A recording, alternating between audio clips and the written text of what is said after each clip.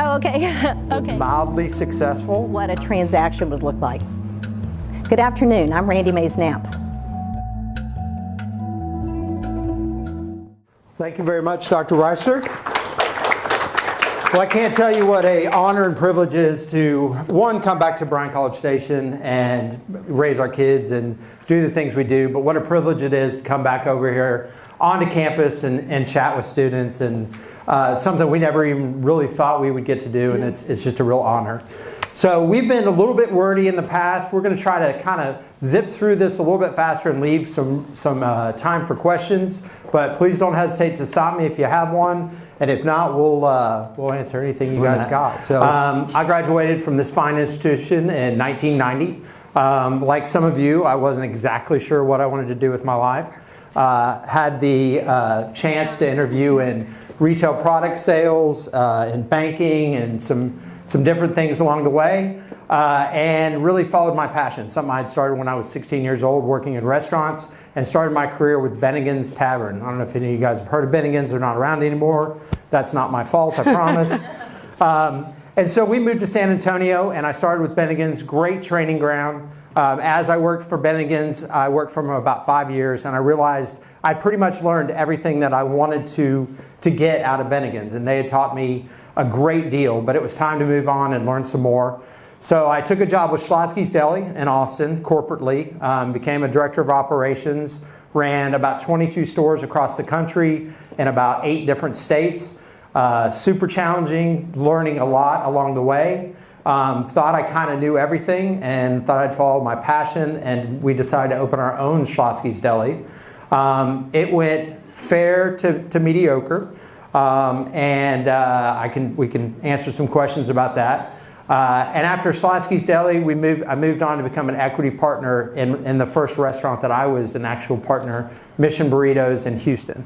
And that was about a 3 or 4 year stint. We sold that to one of our biggest competitors, and I moved out of the industry just for a brief moment while we had some family challenges with my father being ill, and was vice president of sales for a company selling to restaurants. And that was a real eye-opening experience because it was a little glimpse into the other side of the business. And it was excellent to learn that type of thing. And after that kind of ran its course, we moved here in 2009 and opened Shipwreck Grill 15 years ago. And that's kind of where I'll leave that off and let Mary tell you a little bit about her similar background. Yes, our paths sort of went together, but in a different way. So I also went to A&M. We both graduated in 1990 together. And then I got a job with Dillard's department stores. My goal was not to necessarily be in the department stores, but to be a buyer. And I started moving up through the chain. However, my husband, being very successful in his restaurant career, kept getting promoted, and we moved. So I ended up being just an area sales manager with Dillard's until we decided that we wanted children, and I could either pay for daycare with my paycheck or just not work and stay home and raise the children.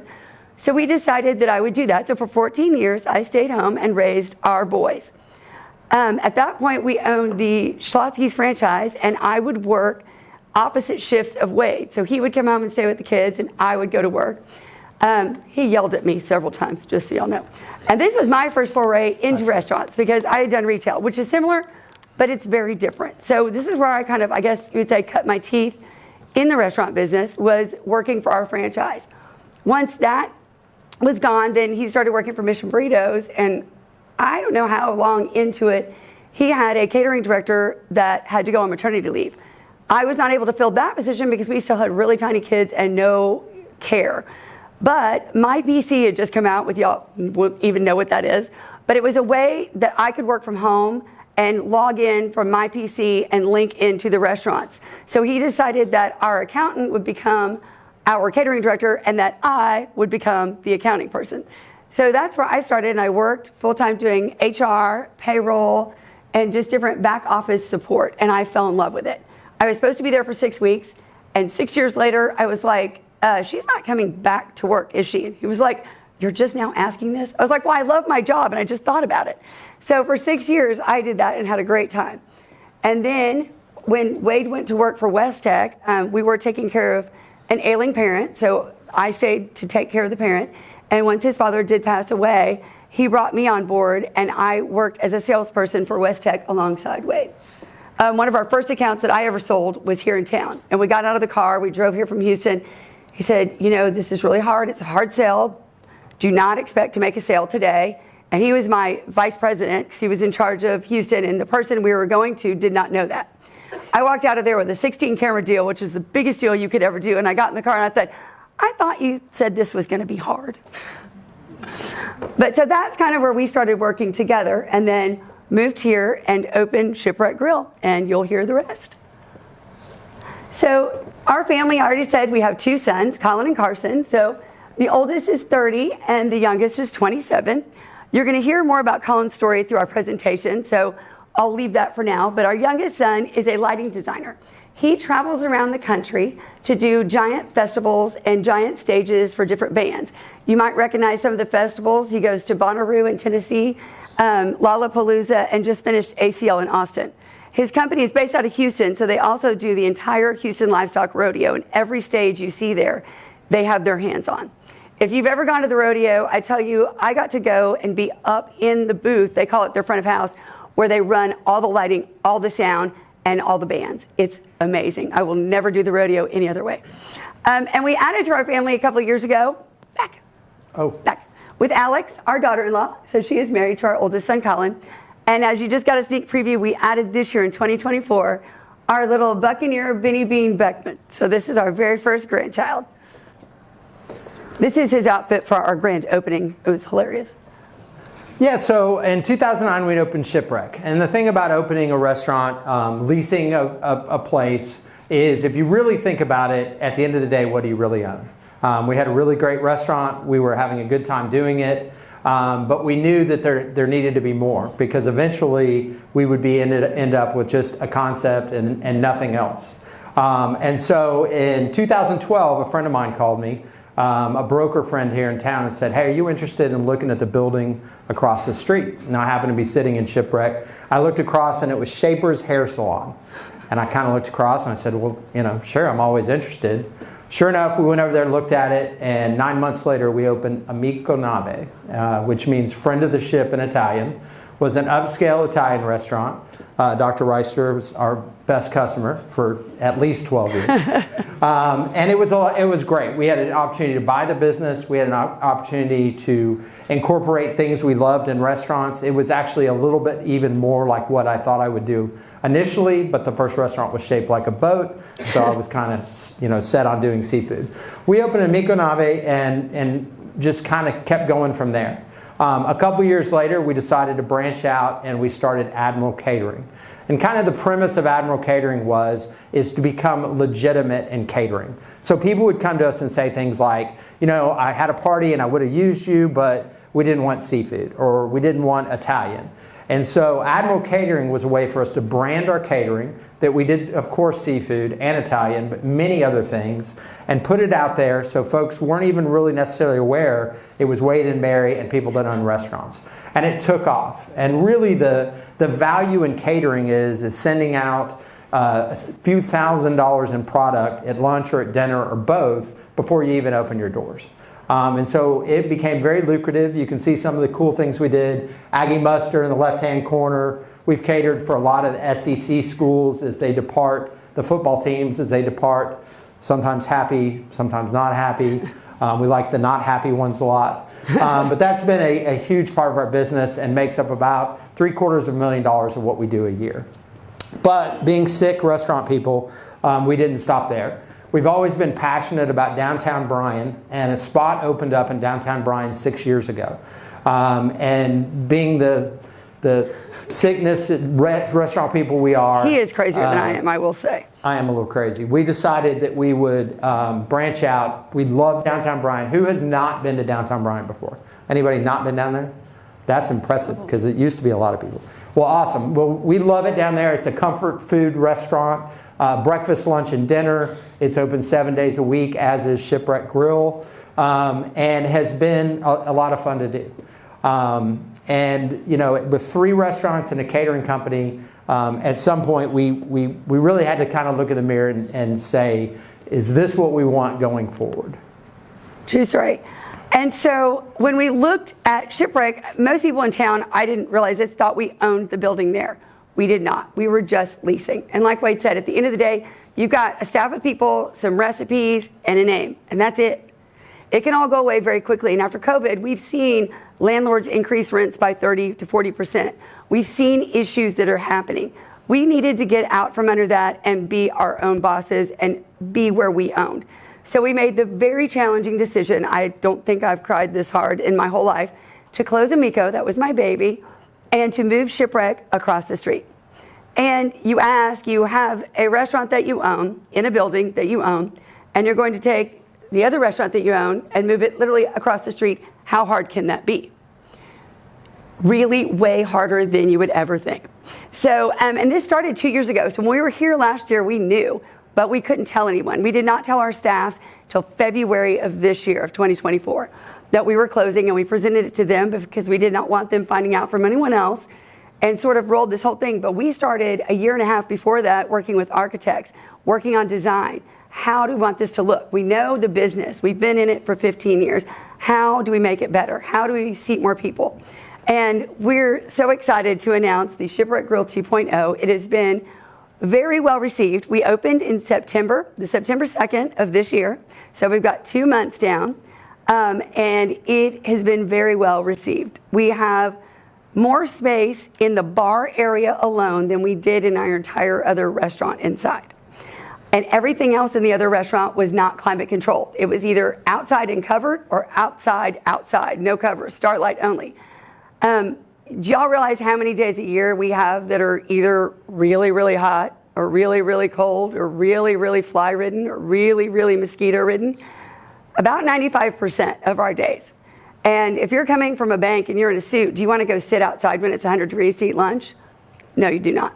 So with this, we have multiple areas. We have a main dining room inside, a bar area that actually has a cocktail area that looked or kind of represents what we had at Amico's. We thought that was very helpful to us.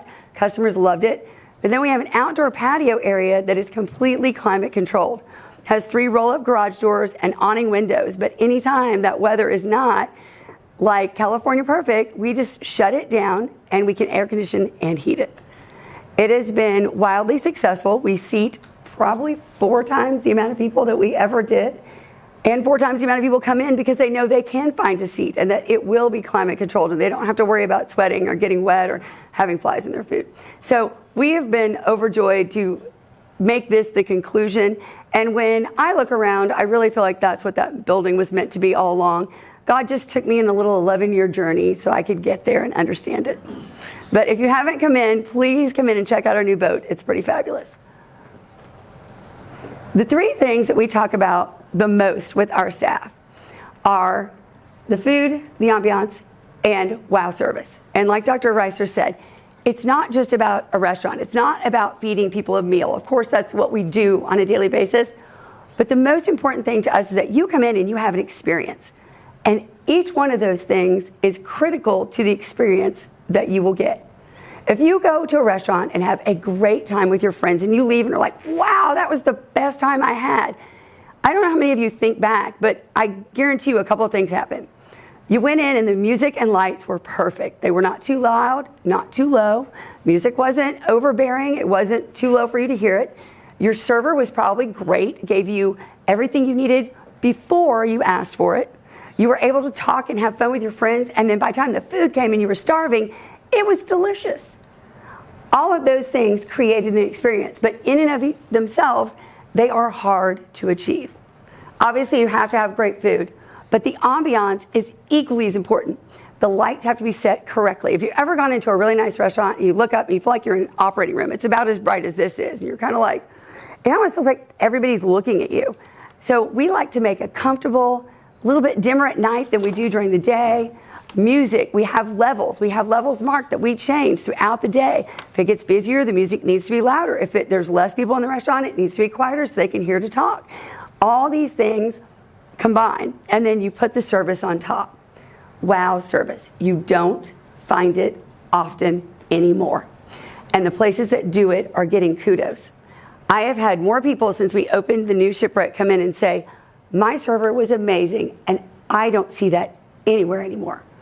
So when you do it, it is really noticeable. Being attentive, anticipating the needs. We have 5 prongs that we talk about with our staff. And if they will hit each of these prongs, their tip goes up, our bill goes up and our money, and people will come back, which is our goal. We call it butts in seats. The more butts we have in seats, the better we're doing. The better our business is, the stronger and the more successful Wade and I will be, and our entire staff.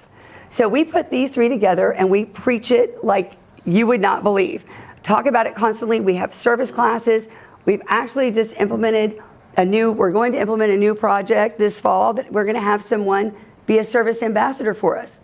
They're going to teach our staff and reiterate all the points that we've told them. So hopefully when you come in, the new Shipwreck, you will just be absolutely blown away and you'll have to come back.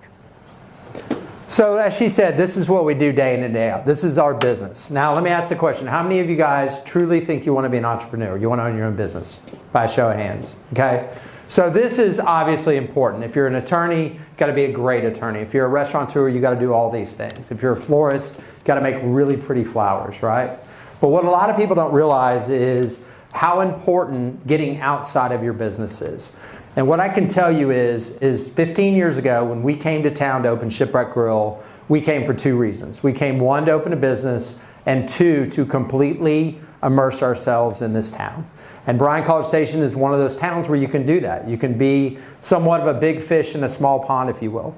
But I will tell you this, and I cannot mean it more sincerely. If we had stayed in our 4 walls and concentrated on ambiance and service and food, we would have gone out of business. I'm going to say that again. We would have gone out of business.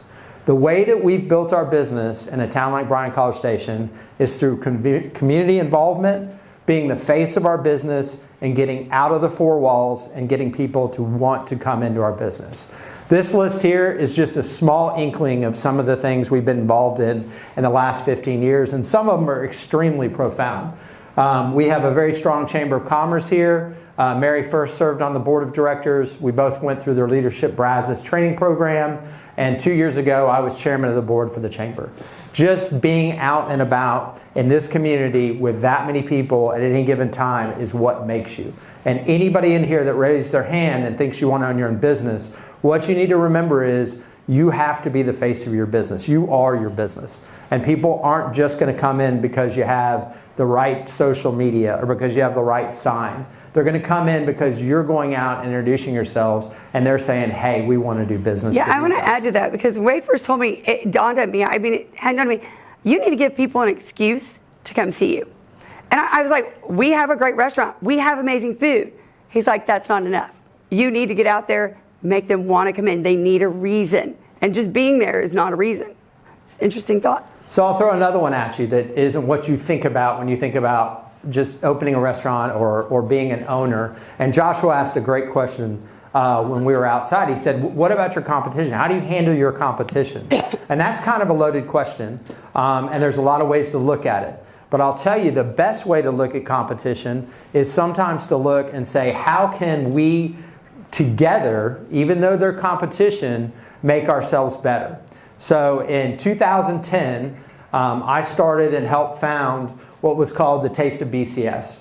We brought 27 concepts together, all independently owned in the Bryan College Station area, and we came together as a group. We met, we formed a group, and we started a rewards program across 27 different concepts, if you can believe that. So instead of looking at C&J's Barbecue or Blue Baker or The Village as competition, we looked at them as we can band together and show people how important independent restaurants are. So what that means is if you come to Bryan College Station and you have breakfast at Denny's and you have lunch at Chili's and you have dinner at Outback, how's your experience been here? Not that great, right? Because all of these restaurants are one of a kind. You're only going to find them in Bryan College Station. And together we had over 150 years of service to this community. So we came together, we had about $1.2 million in spend on a rewards program. We made a name for ourselves. People knew what independent restaurants were and how much of the money stays in this community and how much that those type of people like Mary and I give back to the community. And it was wildly successful, but certainly not the first place you would go if you were starting a business to run out to your competition. And in addition to this, community service is also something that's super important. So like we said, part of our mission statement, part of the reason we moved back to this community was to give back, to be a bigger fish in a smaller pond, if you will. Through the years, we've done so many fun events, and I tell you, we say this all the time, but it's honest. We get back far more than we give. From the people we meet to the business we receive after it that is not necessarily the end goal, we always get far more than we give. So just a few of the fun ones that we were thinking. The first one we ever did was called Ship International. And they have a orphanage in El Salvador. It's a very long, very amazing story of these people that went down there to save these kids that were going to be kicked out onto the street.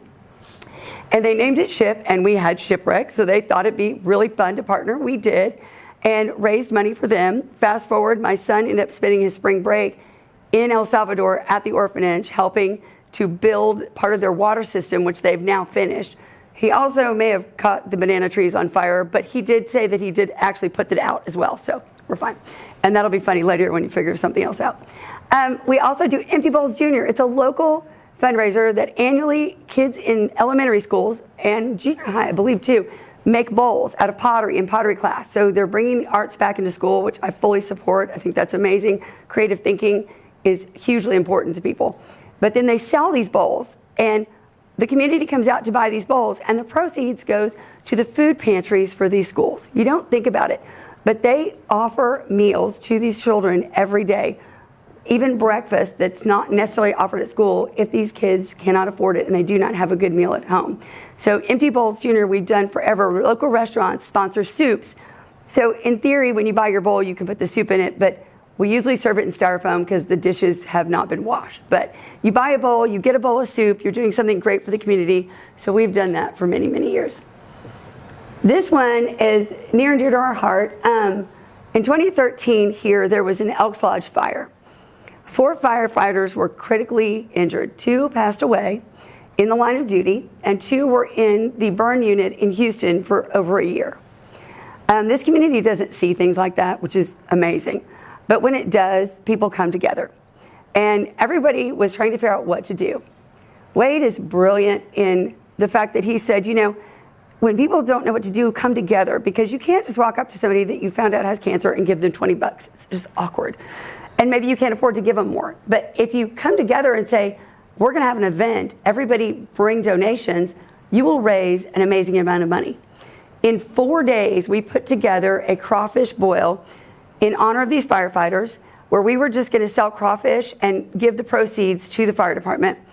And I don't even know how many local community people came by and said, we want to help, we want to help. There were shirts printed, there were silent auctions put together, and there was the most amazing amount of things in 4 days. We threw this, people were literally could not get into our parking lot, so they were handing the police officers directing traffic cash, and they were stuffing it in their jackets and coming to us going, people were just rolling down their car windows and handing me money. In about 5 hours that evening, we raised over $50,000. And we were able to present that to the fire department to help those gentlemen and help their families. We also got to go present the check to the fire department, and I might have gotten a ride on a fire truck, which you're not supposed to, but it was very cool. And the next morning, this is one of our best friends to this day. We had met him at our restaurants. He was a fireman. He called Wade and said, how's your parking lot looking? Wade looked out, you have never seen so many crawfish parts in a parking lot in your life. So we had hundreds of people out there eating crawfish, and the legs are just everywhere, the bodies, the shells.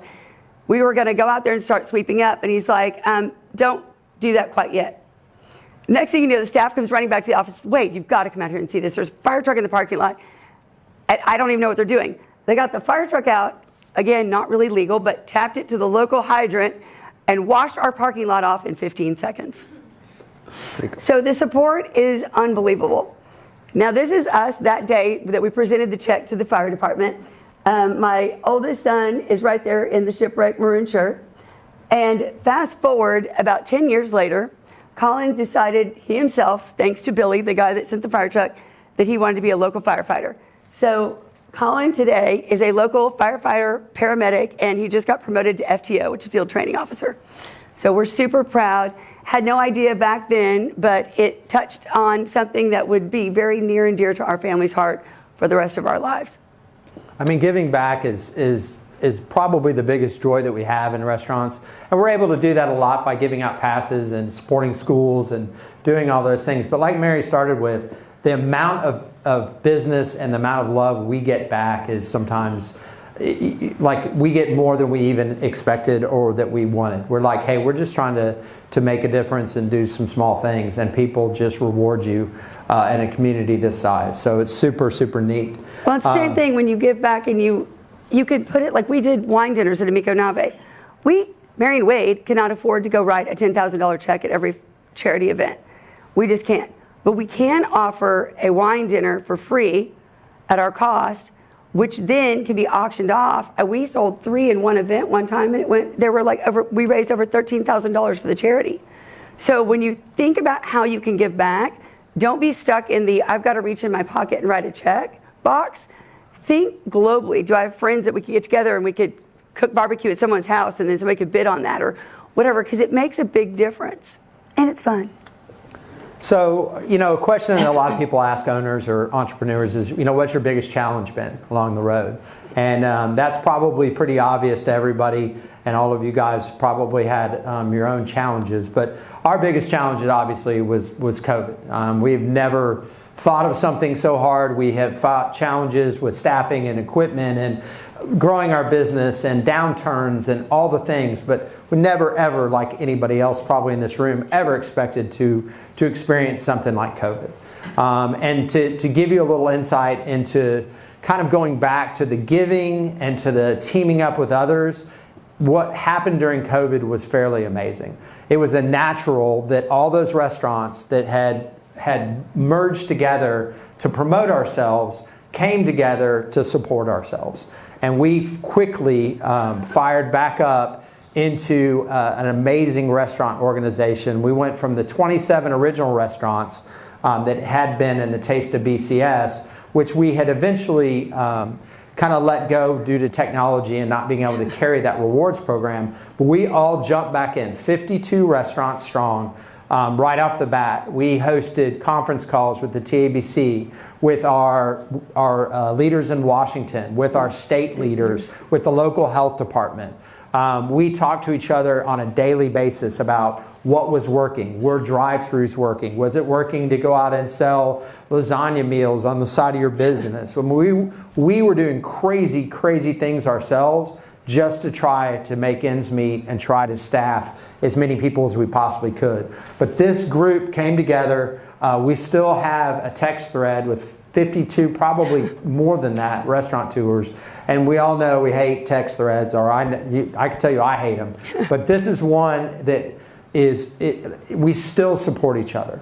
As competitors, we still reach out to each other and say, hey, I found this great thing, or this great thing happened, or does anybody have one of these or one of those?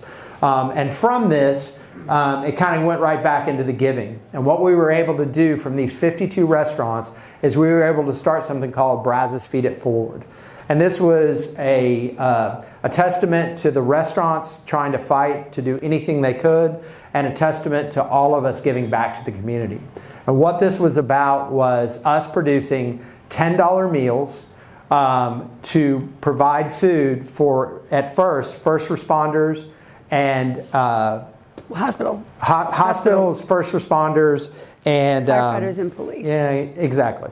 Frontline workers, I'm sorry. So we banded together, we raised $130,000, and we fed entire hospital systems. So we fed the entire St. Joseph's Hospital, the entire Scott and White Hospital, all the police forces, all the constables, and so on and so on. Eventually, frontline workers and grocery store workers and anybody that was out there working for the rest of us. And then we moved to those in need. And it was an amazing time to not concentrate on how horrible things could possibly be and whether or not we would even have a business left at the end of the day, but to give back to the community and at the same time help other restaurants in that regard. So it was something that... Talk a little bit about how it came to be, because the hospital systems called and they needed like 3,000 meals.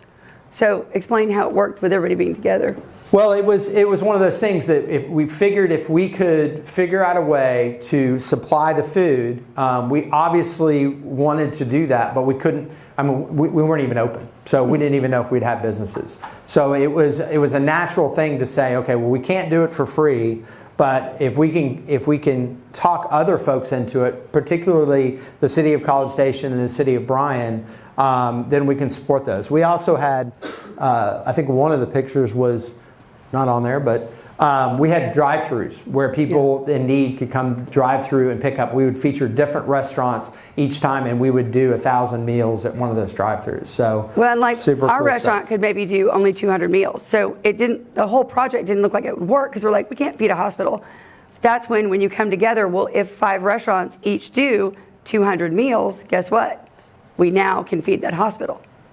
Right, so in addition to community, in addition to doing what you do best, for us it's food and ambiance and so forth, and then giving back, the next thing that I think has led to our success, particularly in this market, is being unique, creative, and different. So if you haven't figured it out already, we like to think outside the box. We like to do things that maybe not everyone thinks about as being restaurateurs. We have local Christmas parade. We used to have 2. I think they're going to try to bring one back, but we actually did a float one year, and that is my youngest son as a crawfish up there.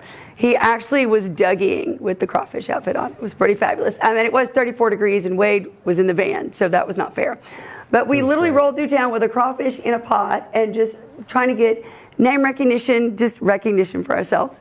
Another thing we've done was a crawfish cook-off. So this was something we put on every year. We would have different teams come out and cook crawfish, and as a guest, you would pay for tickets.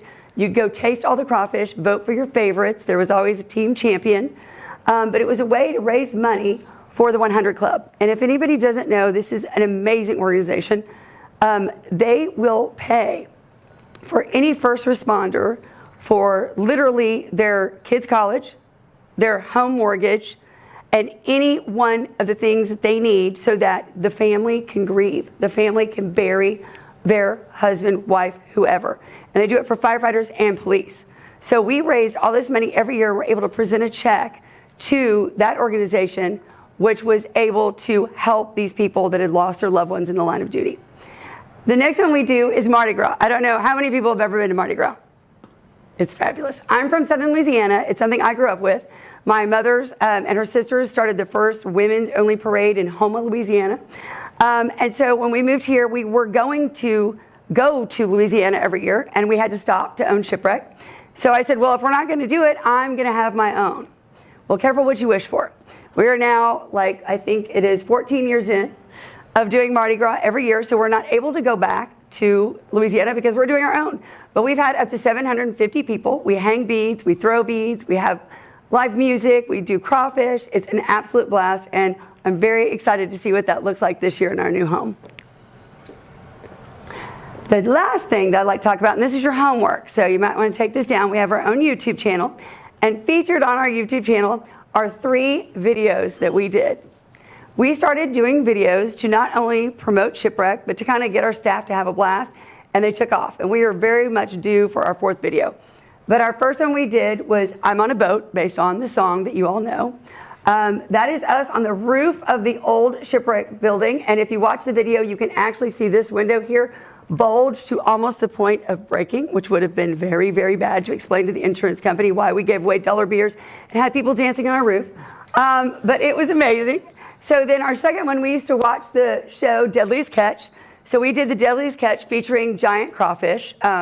Had a friend with his Lamborghini come down and film some scenes with us with kegs being towed behind the Lamborghini in our parking lot. It's great. And then last but not least, we did a play on our movie Jaws, which is called Claws. So you guys need to go on the YouTube channel and check those out. They're a lot of fun. We make fun of ourselves, and we have a really good time doing it. And we had contests when we did this. So if you were in the video, you'd come to the watch party. You could come shoot the video, get discounts on food and drinks, and then you'd come back and we'd have a debut for the debut watch party. So it built business. So it's a way to bring people in, bring butts and seats, just like Mardi Gras, just like all the other things we do, but doing it in a creative way instead of just saying, come help us, we need more people in our building. Give them a reason to come.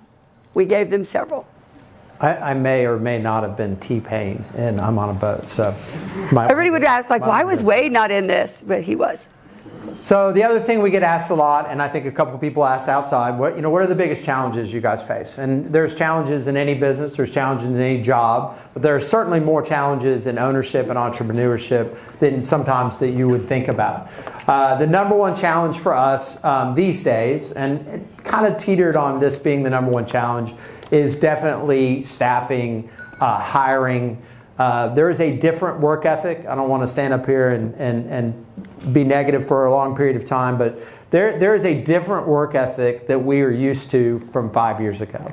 And whether that was caused partially by COVID, whether that's just a change in philosophy, whether it's a very me world, but it is a greater challenge than we have ever faced in our time in restaurants since I was basically 16 years old.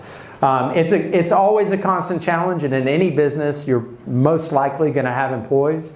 And life is really, really good when you have great staff and everybody's there and functioning. And life is a big challenge when they're not. So that's always going to be our biggest challenge.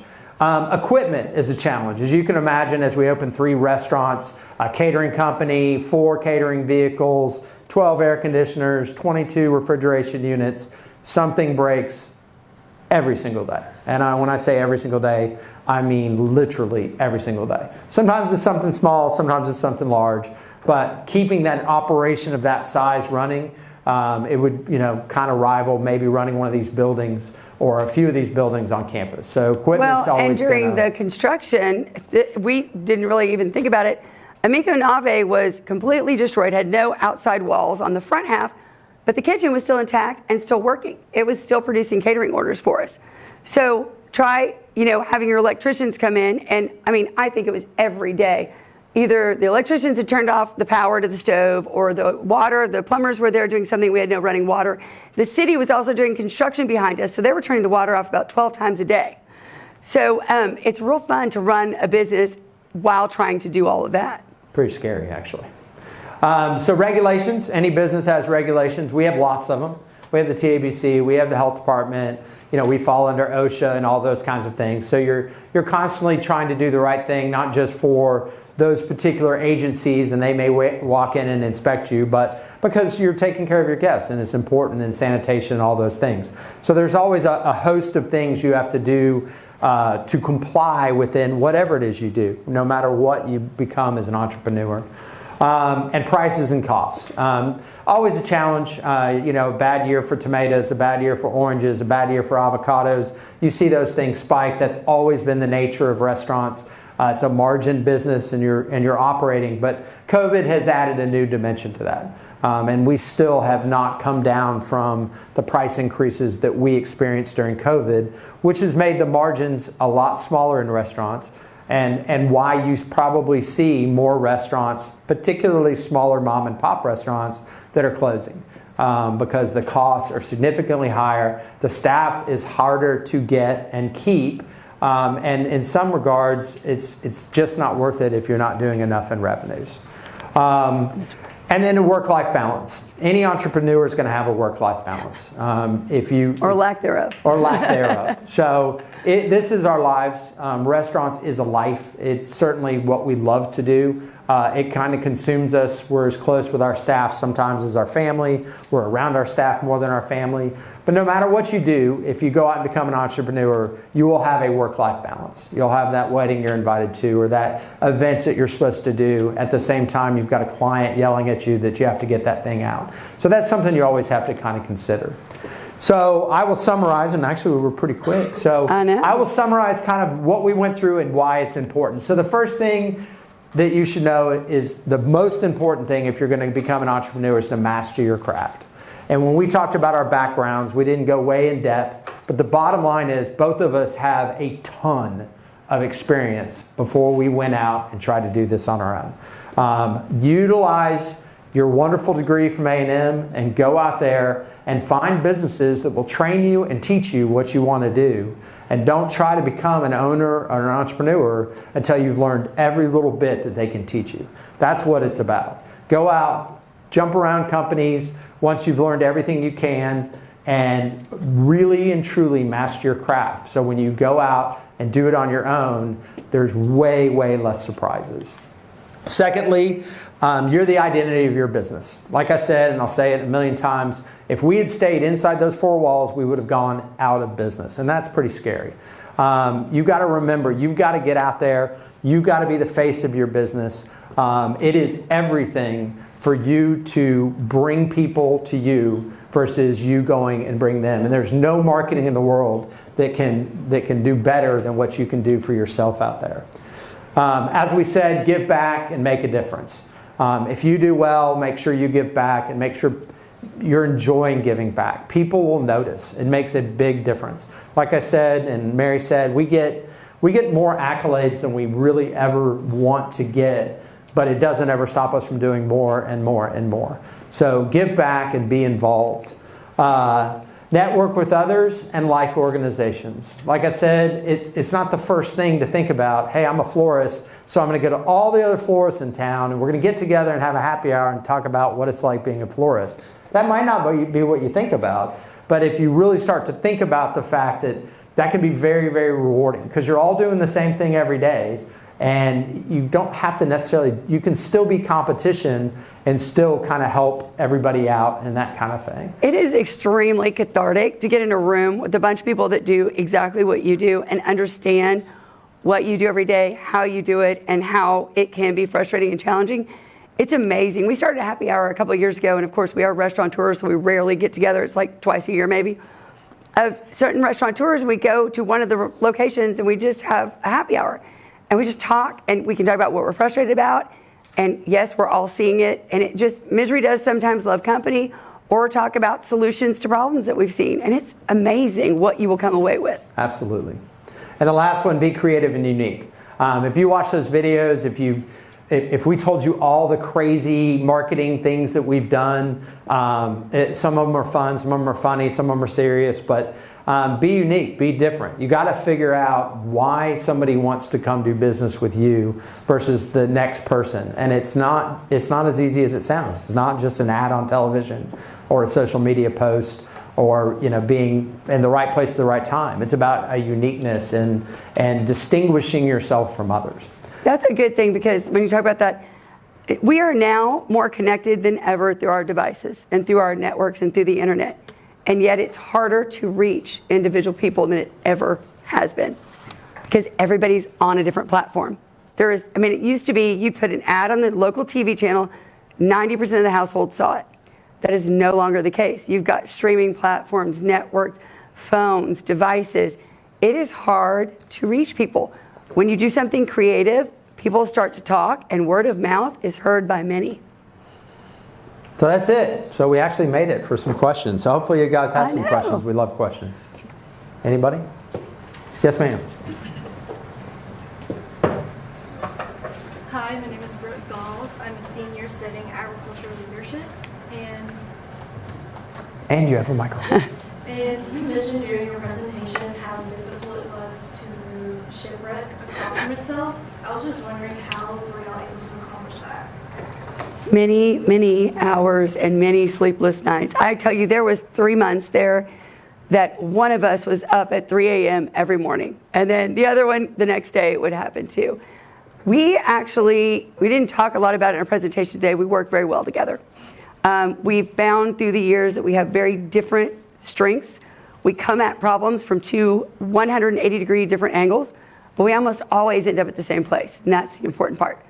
And so we kind of just divided and conquered on the things that we could, and we worked together on the things that we couldn't. We started with the design, and it was really fun because we were both very much on the same page of how we wanted the restaurant to look and feel.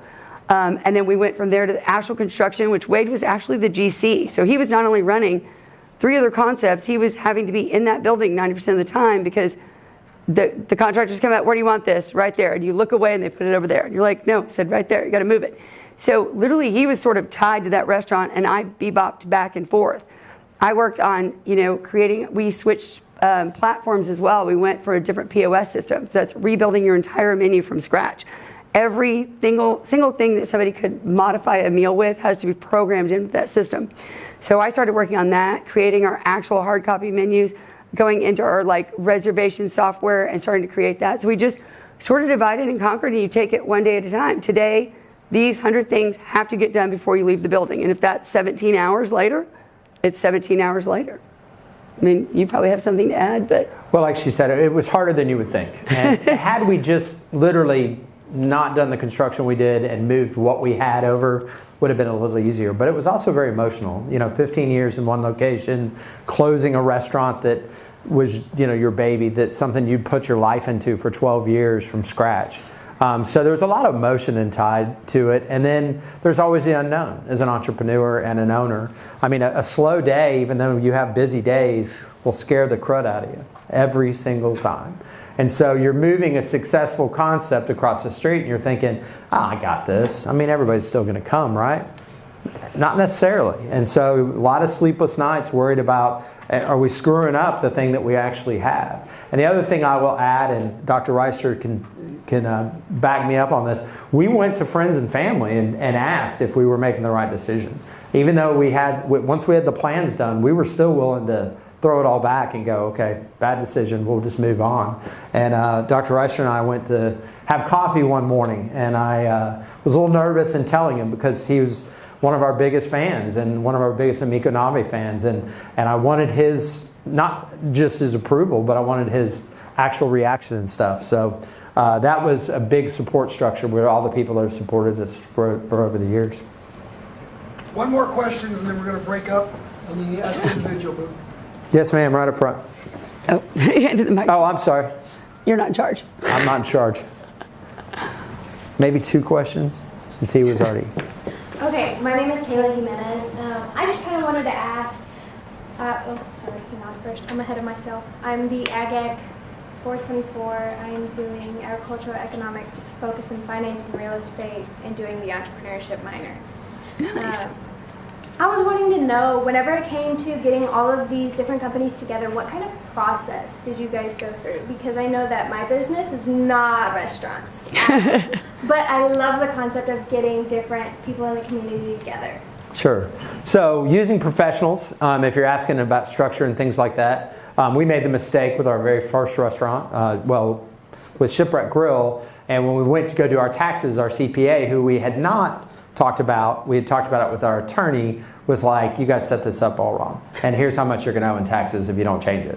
So we ended up changing it, and I won't bore you with the details. Happy to answer questions later. But using, and that's one of my biggest things, and probably should incorporate that in, is asking others, asking the professionals, asking people you went to college with that are now lawyers or doctors or whatever, and utilizing your resources. But we don't know any of that stuff either. So we had to rely on those professionals to help us out, and past friends and stuff. Did you mean that, or did you mean how did we get other restaurant groups together? Both. I liked his answer too, but I'm also open to getting your answer on that. Well, no, for that, we're in a small town. We just know most of the people. We've had emails, we've talked before, and so when it came up for that, we just said, everybody reach out to everybody you know, kind of the spider web. Like, everybody, get in touch with somebody you know and tell them we're getting together and we're going to have these meetings on Tuesdays or whatever. And so they all came.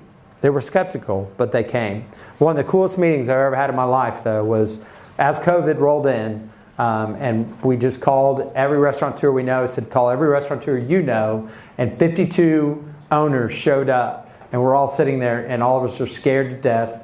It hadn't touched Bryan College Station. We hadn't been closed down yet. But we all sat there and talked about all the things that could happen and all the ways we could support each other. And it was, at that point, it was survival. But in the past, it was just like, hey, I'll come listen. And then they'd go, wow, that actually sounds like a kind of a cool thing to do. So, Great job, guys. thank you. Thank you.